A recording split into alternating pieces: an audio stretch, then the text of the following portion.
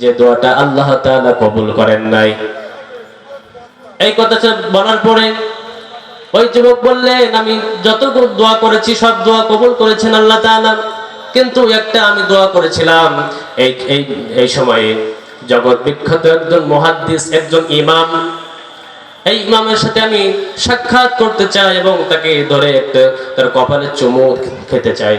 এই আশা নিয়ে আল্লাহ তাআলার কাছে আমি একদিন দোয়া করেছিলাম, কিন্তু এই দোয়াটা আল্লাহ তাআলা আমাকে এখনো কবুল করেন নাই।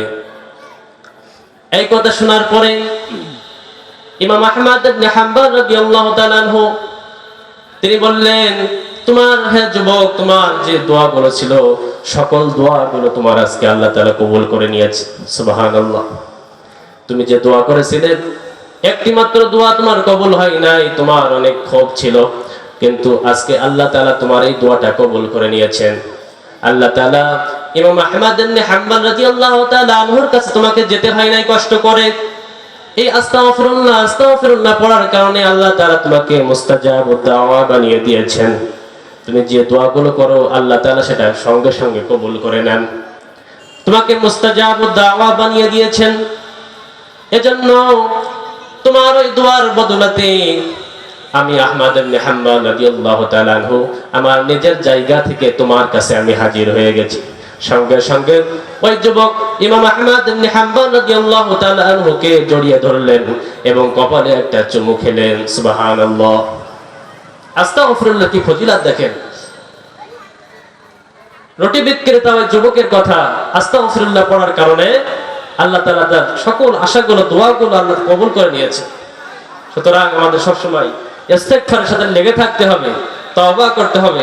সম্মানিত হাজিরিন, সময় খুবই সংক্ষেপ, যাই হোক যতটুকু শুনছি তওবার বিষয়ে আমরা সব সময় কি করব? তওবা করব, আস্তাগফিরুল্লাহ করব।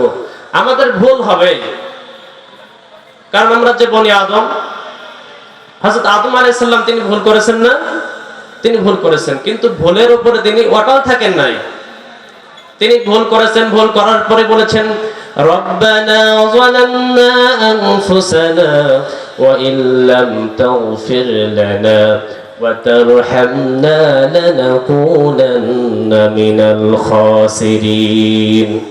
আল্লাহ রাব্বুল আলামিনের কাছে দোয়া চেয়েছেন, হে রাব্বুল আলামিন, আমরা আমাদের নফসের উপর জুলুম করে ফেলেছি, নিজেদের উপরে আমরা অনেক ভুল করে ফেলেছি।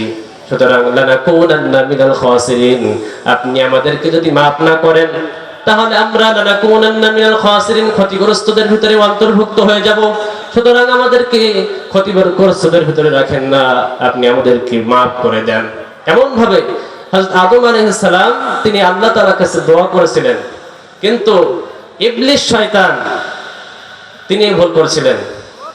ভুল করার পরে সেই ভুলের ভিতরে সে অটল ছিল বলেই তাকে আপনার ফেরেশতাদের সর্দার থেকে ইবলিসদের সর্দার বানিয়ে দিয়েছে। কারণ শয়তানের স্বভাব, শয়তানের গুণ হলো সে ভুল করার পরে সেই ভুলের ভিতরে থাকে। আর বনি আদমের স্বভাব, মুমিনের স্বভাব, মুসলমানের স্বভাব হলো সে ভুল করার পরে সেই ভুল থেকে আবার ফিরে আসে। আর ফিরে আসলে আল্লাহ রাব্বুল আলামিন অনেক অনেক বেশি আপনার খুশি হয়ে যান। সম্মানিত হাজরিন, তাহলে মুমিনের যে 9টি গুণ, এটা সংক্ষিপ্তভাবে আমি শেষ করে তারপরে শেষ করব ইনশাআল্লাহ। তাহলে 1 নম্বর শুনলাম তাওবা, 2 নম্বর হলো আল আবিদুন। আল্লাহ রাব্বুল আলামিন বলেন, ওয়া মা খালাকতুল জিন্না ওয়াল ইনসা ইল্লা লিয়াবুদুন, আমি জিন এবং মানুষকে সৃষ্টি করেছি আমি আল্লাহ আমার ইবাদত করার জন্য, গোলামি করার জন্য, দাসত্ব করার জন্য। একমাত্র আমার ইবাদত করার জন্য তোমাদেরকে আমি সৃষ্টি করেছি, অন্য কোনো কিছুর জন্য নয়। তাহলে 2 নম্বর শুনলাম আল আবিদুন, ইবাদতকারী হব আল্লাহ তাআলার। 3 নম্বর হলো প্রশংসাকারী, আল হামিদুন, প্রশংসাকারী হব, সব সময় প্রশংসা করব আল্লাহ তাআলার। যেহেতু সংক্ষেপ সময় আমি পয়েন্টগুলো বলেই নেবে যাব। 4 নম্বর হলো আস-সাইহুন, সিয়াম পালনকারী হবে। আর 5 নম্বর হলো রুকুকারী হবে। এবং 6 নম্বর আস-সাজিদুন, সিজদাকারী হবে। এবং আল আমিরুনা বিল মারুফ, সৎ কাজের আদেশ দেবে, ওয়ান নাহুনা আনিল মুনকার, খারাপ কাজে বাধা দিবে। এবং ওয়াল হাফিজুনা লিহুদুদিল্লাহ, আল্লাহ তাআলা যত সীমা লেখা রয়েছে সবগুলো সে লঙ্ঘন করবে না, মেনে চলবে।